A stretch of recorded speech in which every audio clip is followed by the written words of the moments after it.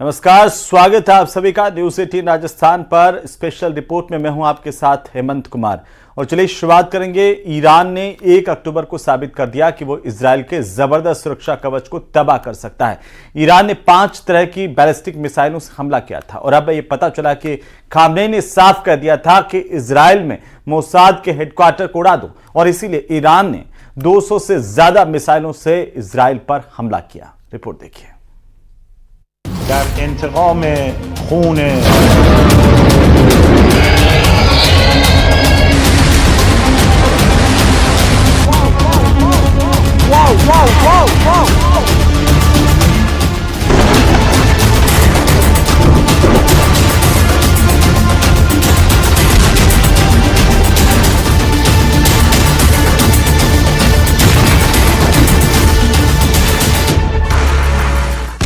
उड़ा दिया Mossad headquarter.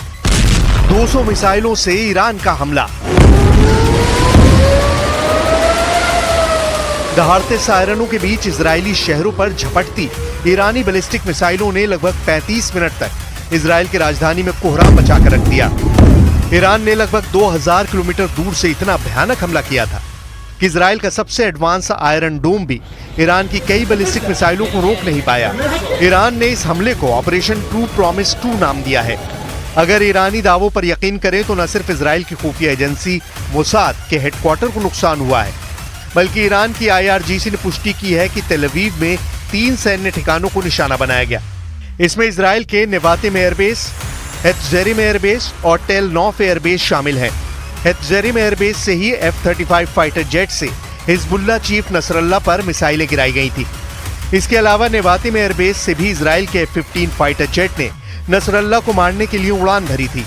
Israel के इन तीनों एयरबेस पर ईरान ने मिसाइल से हमला करने का दावा किया है। ईरानी दावों के मुताबिक उसकी कम से कम 90% बैलिस्टिक मिसाइलों ने इजरायली निशानों को तबाह कर दिया है। ईरान के सुप्रीम लीडर अली खामनेई ने हमले के बाद कहा कि ये तो अभी इजराइल ने हमले का छोटा सा ट्रेलर देखा है। اساس مشکل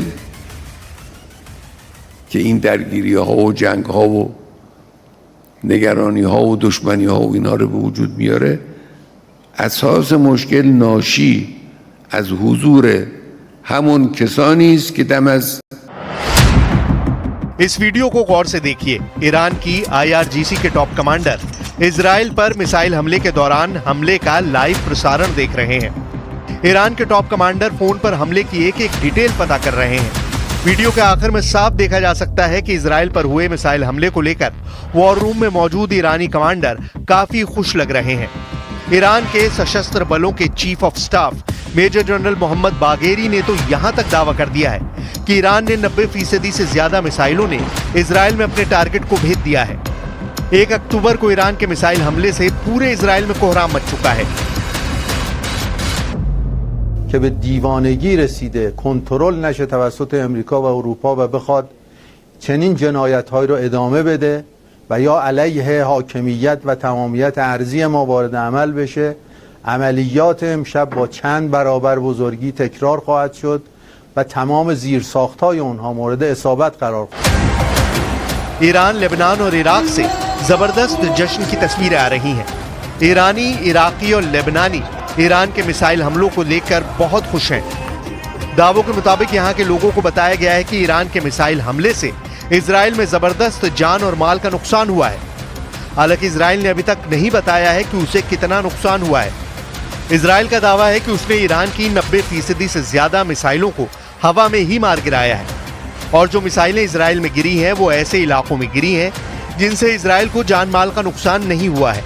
लेकिन ये बात सही है कि ईरान ने अपनी बैलिस्टिक मिसाइलों से इजराइल की राजधानी तेल अवीव में जबरदस्त कोहराम मचाया है। खासतौर से इजराइल की फतह मिसाइल ने इजरायली सुरक्षा कवच को भेद कर रख दिया है।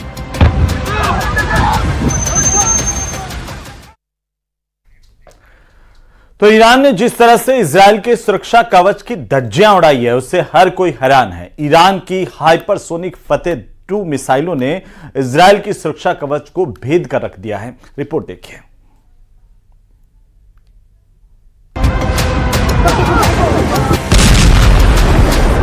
इस बार ईरान ने हाइपरसोनिक फतेह 2 मिसाइलों से हमला करके इजराइल को चौंका दिया है।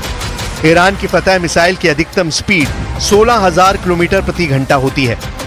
ये मिसाइल हाइपरसोनिक गति से उड़ान भरती है। फतह मिसाइल साउंड की चाल से 5 गुना तेज रफ्तार से उड़ान भरती है। अनुमान के मुताबिक ईरान के पास लगभग 3,000 फतह-2 बैलिस्टिक मिसाइलें हैं।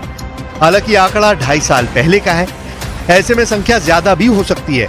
इस बार ईरान ने इजराइल पर पहले हमला करने के लिए इमाद और गदर मिसाइल का इस्तेमाल किया है, जिनकी स्पीड आवाज की रफ्तार से 6 गुना या उससे ज्यादा है। ईरानी दावों के मुताबिक इजराइल पर हमला करने के लिए 5 तरह की बैलिस्टिक और हाइपरसोनिक मिसाइल का इस्तेमाल किया गया। ईरान ने इजराइल को निशाना बनाकर बैलिस्टिक मिसाइल शहाब 3, इमाद, गदर और खैबर शिकन का इस्तेमाल किया।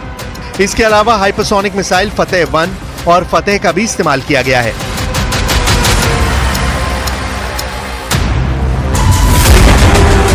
ईरान के मिसाइल शहर। रिपोर्ट्स के दावों के मुताबिक ईरान के पास लगभग 48 से ज्यादा ऐसे बंकर हैं जिसमें घातक मिसाइलें मौजूद हैं। लेकिन दिक्कत यह है कि ईरान से इजराइल के बीच की दूरी 1700 से 2000 किलोमीटर तक है। ऐसे में ईरान के पास एक ही रास्ता है कि उसे इजराइल पर हमला करने के लिए ऐसी मिसाइलें मिले जो इजराइल को एक ही हमले में तबाह करके रख दे। आप जरा ईरान के इस वीडियो को देखिए, जहां एक सुरंग में ईरान ने गुप्त रूप से अपना फाइटर जेट F4 फैंटम छिपा रखा है। दावा किया जा रहा है कि ईरान के पास ऐसे 48 से ज्यादा सुरंग वाले बंकर हैं जिसमें न सिर्फ फाइटर जेट मौजूद है बल्कि लंबी दूरी की घातक मिसाइलें भरी पड़ी हैं। दावा किया जा रहा है कि इसी तरह के बंकरों से ईरान मिसाइलें निकालकर इजराइल पर हमले कर रहा है। आप खुद ही देख लीजिए, जिन मिसाइलों से ईरान ने इजराइल पर हमले किए हैं वो कितनी जबरदस्त हैं। ईरान इस वीडियो में अपनी मिसाइल पावर से इजराइल को यही दिखाने की कोशिश कर रहा है कि ईरान इजराइल को तबाह करने की क्षमता रखता है। ईरान अपने F4 फैंटम लड़ाकू विमानों को भी जंग में उतारने जा रहा है। ईरान को अमेरिका से 1979 में F4 फैंटम विमान मिले थे। दावा किया जा रहा है कि ईरान के पास बंकर में 60 से ज्यादा F4 फैंटम फाइटर जेट मौजूद हैं। Islamic Republic of Iran air force के पास इस वक्त 4 एयरबेस हैं जिन पर लगभग 60 F4 जेट तैनात हैं। एयरबेस बंदर अब्बास, बुशहर, चाबहार और हमादान में ईरान ने हमला करने के लिए F4 फैंटम तैनात कर रखे हैं। F4 2 सीटों वाला फाइटर जेट है। पूरी तरह से लोड किए गए F4 का वजन 28 टन हो जाता है। F4 दूसरे विमानों की तुलना में 10 फीट लंबा है। बहुत भारी होने के बावजूद F4 मैक 2.2 पर उड़ सकता है और 60,000 फीट तक पहुंच सकता है।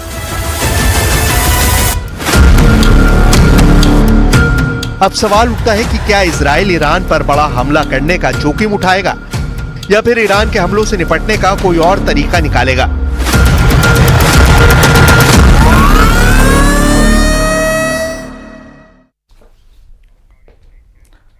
तो ईरान और इजराइल के बीच तनाव की लहर लगातार बढ़ रही है। खबर है कि अब धीरे धीरे जंग की ये तपिश ईरान के सहयोगी सीरिया तक भी पहुंच चुकी है। द टाइम्स ऑफ इजराइल की रिपोर्ट में कहा गया है कि इजराइल की तरफ से सीरिया पर बड़ा हमला किया गया है।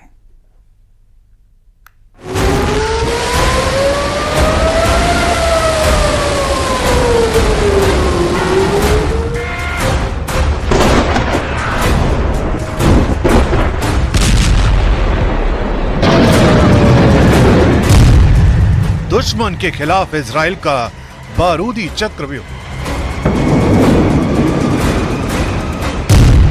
ईरान के सहयोगियों पर इजराइल का टारगेट।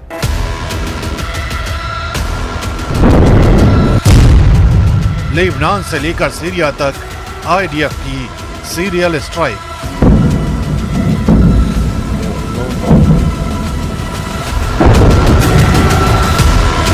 जॉर्डन की एयर स्पेस से गुजरती इन मिसाइलों को देखिए। ये उस वक्त की तस्वीरें हैं जब ईरान की तरफ से इजराइल पर मिसाइल अटैक किया गया। उसी वक्त ये मिसाइलें जॉर्डन के एयर स्पेस से होकर कब्जे वाले फिलिस्तीन की ओर से गुजर रही थी। तभी इन्हें कैमरे में रिकॉर्ड कर लिया गया। इन्हीं हमलों का जवाब अब इजराइल की तरफ से दिया जा रहा है। लेबनान की राजधानी बेरूत में इजराइल ने जबरदस्त हमला किया है। इजराइल का यह हमला सेंट्रल बेरूत से लेकर साउथ बेरूत में उन जगहों पर किया गया जहां चंद रोज पहले हिजबुल्लाह के सुप्रीम लीडर हसन नसरल्लाह को मौत की नींद सुलाया गया था। इन इलाकों में रात भर इजराइल के मिसाइलों और रॉकेटों की आवाजें गरजती रही। अब इन तस्वीरों को देखिए, इजराइल के बारूदी हमलों ने बेरूत की कई इमारतों को ले लिया है। अल बशौरा इलाके से आई इन तस्वीरों में साफ देखा जा सकता है कि कैसे इजराइल ने बेरूत में तबाही और बर्बादी की नई कहानियां लिखनी शुरू कर दी है। इजराइल की सेना का दावा है कि सभी ठिकानों पर सटीक हमले किए गए। ये पहली बार है जब इजराइल की सेना ने दक्षिणी बेरूत पर हुए इन हमलों में नौसेना के जहाजों का इस्तेमाल किया है। तेहरान टाइम्स का दावा है कि इन हमलों में लेबनान को भारी नुकसान उठाना पड़ा है। द टाइम्स ऑफ इजराइल के हवाले से यह भी खबर है कि सेंट्रल बेरूत में हुए टारगेटेड एयर स्ट्राइक से 2 लोगों की मौत हो गई है। लेबनान ही नहीं, इजराइल के ये हमले ईरान के सहयोगी सीरिया पर भी जारी है। द टाइम्स ऑफ इजराइल का दावा है कि सीरिया पर हुए इन हमलों में सीनियर हिजबुल्लाह कमांडर का भाई हसन कासर मारा गया है। हसन कासर हिजबुल्लाह की यूनिट 4400 के प्रमुख मोहम्मद जफर का भाई था। मोहम्मद जफर को इमाम हुसैन डिवीजन के कमांडर के साथ बेरूत में पहले ही मारा जा चुका है। हसन कासर पर ईरान और उसके सहयोगियों से हथियार लेकर लेबनान तक पहुंचाने का आरोप था। हसन कासर को दमिश्क के माज़ेह में मार गिराए जाने का दावा किया गया है। हसन कासर को हसन नसरल्लाह का दामाद बताया जा रहा है। इतना ही नहीं, इजराइल की सेना अब पश्चिमी सीरिया के तटीय शहरों को भी टारगेट कर रही है। यानी इजराइल ने तय कर लिया है कि ईरान को सबक सिखाने के लिए उसके सहयोगियों की भी कमर तोड़ेगा, फिर चाहे इजराइल की सेना को किसी भी इलाके की तरफ मूव क्यों न करना पड़े।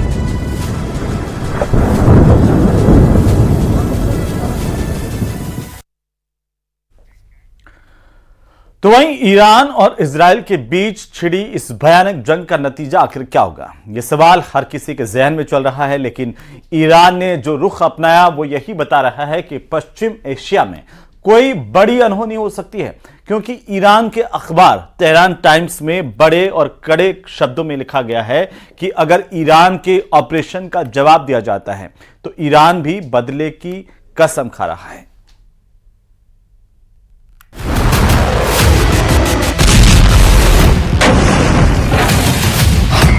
ईरान के अखबार में उकसाने वाली सौगंध, इजराइल और अमेरिका को डायरेक्ट वार्निंग, तेहरान टाइम्स में तबाही की नई कहानी। पश्चिम एशिया का आसमान उस दहशत की गवाही दे रहा है जिससे इस वक्त पूरी दुनिया डरी हुई है। यही वजह है कि कतर यात्रा के दौरान ईरान के प्रेसिडेंट के एयरक्राफ्ट को 3 F-14 टॉमकैट फाइटर जेट सुरक्षा दे रहे हैं। डर इसी बात का है कि कहीं इजराइल की कोई मिसाइल अपने टारगेट को तबाह ना कर दे। वॉर जोन की ऐसी विभीषिका है, आन और बान के लिए ना जान लेने में कोई गुरेज है और ना ही जान देने में, और यही ईरान का प्रमुख अखबार तेहरान टाइम्स तस्दीक कर रहा है। तेहरान टाइम्स में बड़े बड़े शब्दों में लिखा गया है, Iran's hand on the trigger, यानी ट्रिगर पर ईरान का हाथ है।